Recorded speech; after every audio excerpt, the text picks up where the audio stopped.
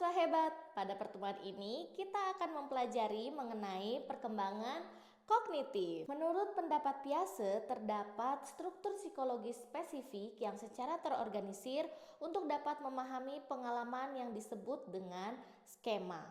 Skema dapat berubah seiring bertambahnya usia. Dalam teori Piaget, dua proses adaptasi dan organisasi menjelaskan perubahan dalam skema. Adaptasi melibatkan pembentukan skema melalui interaksi langsung dengan lingkungan. Proses ini terdiri dari dua aktivitas yang saling melengkapi, yaitu asimilasi dan akomodasi. Selama asimilasi, kita menggunakan skema yang sudah ada untuk menafsirkan dunia luar. Dalam akomodasi, kita menciptakan skema baru atau menyesuaikan skema lama setelah menyadari bahwa cara berpikir kita saat ini tidak sepenuhnya relevan dengan lingkungan. Dalam teorinya, Piaget mengemukakan 4 tahapan dalam perkembangan kognitif. Yang pertama adalah tahap sensori motor yang terjadi dalam rentang usia 0 hingga 2 tahun. Pada tahap ini, bayi dan balita berpikir dengan mata, telinga, tangan, dan peralatan sensori motor lainnya. Mereka membangun pemahaman tentang dunia melalui pengordinasian pengalaman-pengalaman sensor dengan tindakan fisik. Mereka belum mampu melakukan banyak aktivitas di dalam pikiran mereka. Berikut adalah milestone dalam sensori motor. Perhatikan tabel berikut. Pertama, ada skema refleksi yang terjadi sejak kelahiran hingga 2 bulan. Kedua, ada reaksi sirkular primer yang terjadi pada usia 1 sampai 4 bulan. Ketiga, ada reaksi sirkular sekunder yang terjadi pada 4 sampai 8 bulan. Keempat, terdapat koordinasi reaksi sirkular sekunder pada usia 8 sampai 12 bulan. Kelima, ada reaksi sirkular tersier yang terjadi pada usia 12 hingga 18 bulan. Dan terakhir, terdapat representasi mental yang terjadi pada usia 18 hingga 24 bulan. Pada subtahapan tersebut disebutkan reaksi sirkular. Apa sih reaksi sirkular? Nah, reaksi sirkular menyediakan cara khusus untuk menyesuaikan skema awal mereka. Hal ini melibatkan penemuan pengalaman baru yang disebabkan oleh aktivitas motorik bayi sendiri. Reaksi ini disebut sirkular karena saat bayi mencoba mengulangi peristiwa tersebut berulang kali, respon sensori motor yang pertama kali terjadi secara kebetulan menguat menjadi skema baru. Setelah melalui tahap sensori motor, masuk ke tahapan yang kedua, yaitu tahapan praoperasional yang terjadi pada rentang usia 2 sampai 7 tahun. Pada tahap ini seringkali disebut sebagai golden age karena saat anak-anak beralih dari tahap sensori motor ke praoperasional yang berlangsung antara usia 2 hingga 7 tahun, perubahan yang paling mencolok adalah peningkatan luar biasa dalam aktivitas representasional atau simbolik. Pada tahap ini, anak mulai merepresentasikan dunia dengan kata-kata dan gambar-gambar. Kata dan gambar ini menunjukkan adanya peningkatan pemikiran simbolis dan melampaui hubungan informasi indrawi dan tindakan fisik. Cara berpikir anak pada pertingkat ini bersifat tidak sistematis, tidak konsisten, dan tidak logis. Selanjutnya, pada tahap ketiga, tahap operasional konkret. Tahapan ini terjadi dari usia 7 hingga 11 tahun. Pikiran menjadi lebih logis, fleksibel, dan terorganisir dibandingkan dengan masa kanak-kanak awal.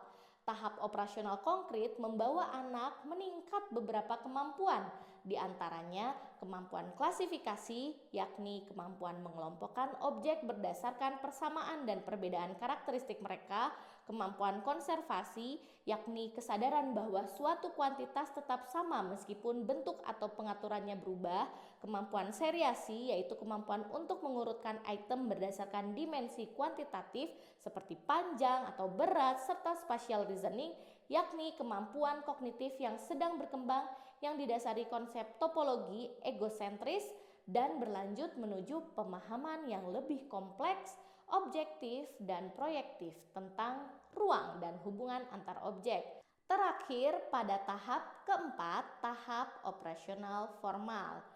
Ada pada rentang usia 11 tahun hingga dewasa. Pada fase ini dikenal juga dengan masa remaja. Pada tahap ini, individu sudah mulai memikirkan pengalaman konkret.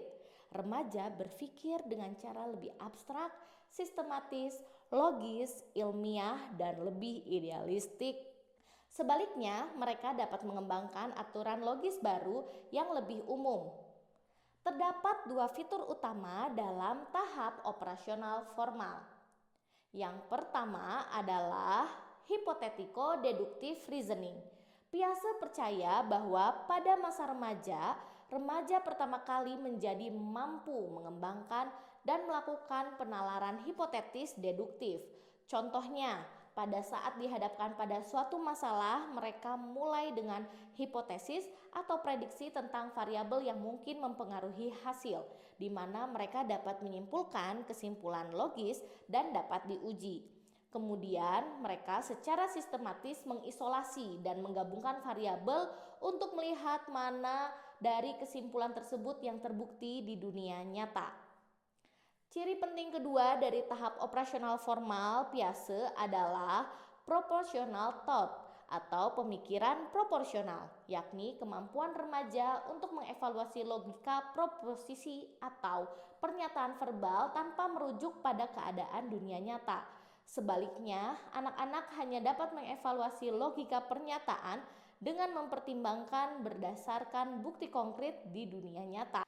Hal tersebut membuat anak-anak pada tahap operasional formal dapat beroperasi pada kenyataan. Mereka tidak lagi memerlukan benda atau peristiwa konkret sebagai objek pemikiran. Ahli yang mengembangkan teori information processing sepakat dengan Piaget bahwa anak-anak adalah makhluk yang aktif dan penasaran. Namun, alih-alih menyajikan teori tunggal dan terpadu tentang perkembangan kognitif, mereka fokus pada berbagai aspek berpikir mulai dari perhatian, memori, dan keterampilan kategorisasi hingga pemecahan masalah yang kompleks. Mereka ingin mengetahui secara tepat apa yang dilakukan individu berbeda usia saat dihadapkan pada tugas atau masalah. Informasi mengalir melalui 3 bagian dari sistem mental: sensory register, penyimpanan memori jangka pendek, dan penyimpanan memori jangka panjang. Di masing-masing bagian, strategi mental dapat digunakan untuk memanipulasi informasi, meningkatkan efisiensi dan fleksibilitas berpikir, serta peluang bahwa informasi akan disimpan. Eksekutif pusat adalah bagian sadar dan reflektif dari sistem mental. Ia mengordinasikan informasi yang masuk dengan informasi yang sudah ada dalam sistem, memutuskan yang akan diperhatikan, dan mengawasi penggunaan strategi. Perkembangan kognitif meliputi imajinasi, memori, berpikir, pembentukan konsep, penalaran, konsentrasi, dan pemecahan masalah. Nah, itulah penjelasan mengenai perkembangan kognitif. Tolong selalu diingat karena penjelasan mengenai perkembangan ini akan selalu digunakan sebagai acuan di masa mendatang. Tetap semangat belajar dan sampai jumpa di pertemuan berikutnya.